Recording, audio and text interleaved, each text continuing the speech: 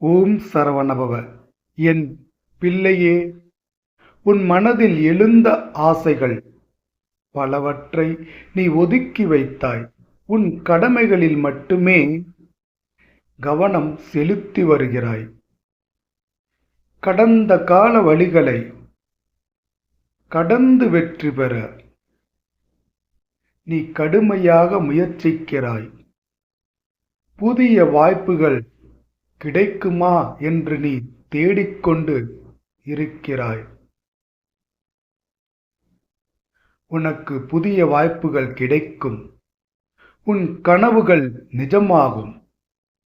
இத்தனை நாட்களாக நீ காத்திருந்த இந்த கனவை நிறைவேற்றத்தானே உனக்கு நான் கொடுத்த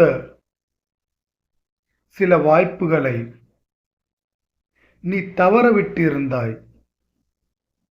மீண்டும் உனக்கு வாய்ப்பினை நான் தருவேன். எனவே நீ வாய்ப்புகள் பற்றி நேர்மறை எண்ணங்களை உருவாக்கு. உன் ஆசைகள் மற்றும் கனவுகள் நிச்சயமாக நிறைவேறும். உன்னால் முடியும்.